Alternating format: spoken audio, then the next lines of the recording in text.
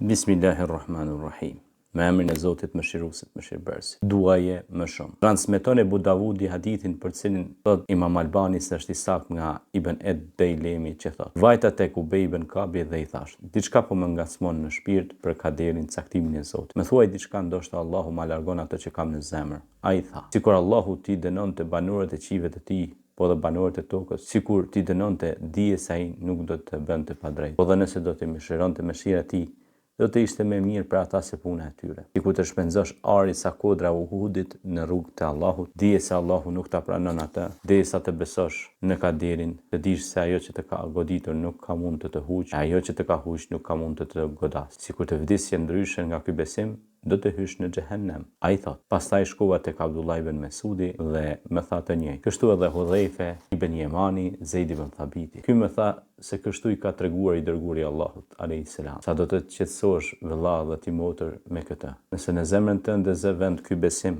dhe krijon qetësi, ti nuk duhet të mendosh se vetëm që je në këtë gjithësi ti do të duash të jesh ndryshe. Të mendosh se Allahu duhet të të jep atë që ti e dëshiron. Përndryshe do të rebelohesh. Nëse Allahu të privon nga shumë shka në këtë botë, ti duhet të mësosh se ai është i drejtë dhe kur nuk bën padrejtësi. Allahu i madhruar vetëm xhenetin e ka premtuar për robërit e tij të sinqertë. Thuaj, a është më i mirë ky apo xheneti i amshuar, i cili u është premtuar të devotshëm? Ai do të jetë për ta shpërblim dhe vendkthimi. Për ata ka aty çfarë të dëshirojnë dhe do të rrinë në të për herë. Ky është premtimi i Zotit tënd i kërkuar për ju. Surja Furqan 15-16. Po Allahu i madhruar i premtoi vetes së tij që për robërit e devotshëm të jetë shpërblimi dhe dhuntia e madhe. Ndërkaq që nga robërit e tij kërkoi që të mijat e kësaj bote t'i kërkojnë në bazë të ligjeve dhe shkaqeve. Ai që di t'i shfrytëzojë ato, ai do t'i merr. Allahu i urdhëroi robërit e vet me urdhra, u premtoi se nëse ata i zbatojnë këto urdhra, ai do t'i furnizojë dhe do t'i ndihmojë. Siç u premtoi atyre që besojnë dhe punojnë punë të mira, se do të jenë të ndihmuar në to. Ai që nuk i arrin këto,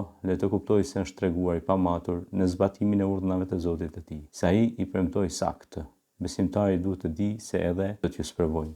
Është ligji i Zotit dhe premtimi i tij. Kur të mendosh se vetëm që je në këtë botë, ti meriton që Allahu të të jap ose të të mbikëqyr, kjo nuk pa maturi dhe pa edukatë. Kjo ndodh kur njeriu nuk e kupton situatën e tij në këtë botë dhe qëndrimin e tij adhurues para të gjithë pushtetshmit. Nëse Allahu i madhruar të jep të mira të panumërta, të jep shëndet të plotë e të sprovon me gjëra të tjera në pasuri dhe familje, mëso se ti je duke shijuar mirësinë e shëndetit dhe bëhu mirënjohës për këtë ndaj Allahut. Nëse ti mendon se Allahu ka për detyrë të të jap gjithçka që ti mendon se duhet ta gëzosh, atëherë me siguri se je duke parë vetëm gjysmën e gotës së zbrazur.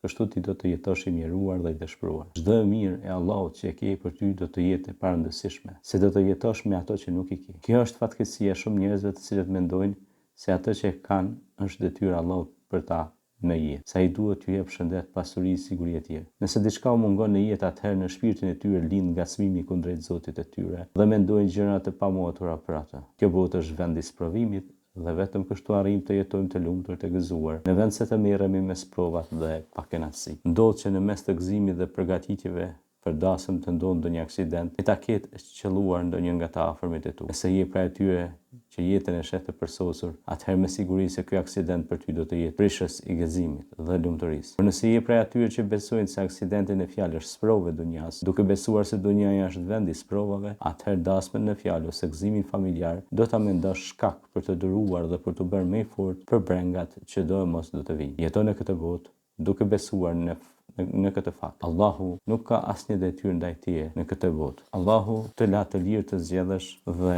me të vërtetë ai është mbikëqyrësi dhe mbrojtësi që na mbron ne.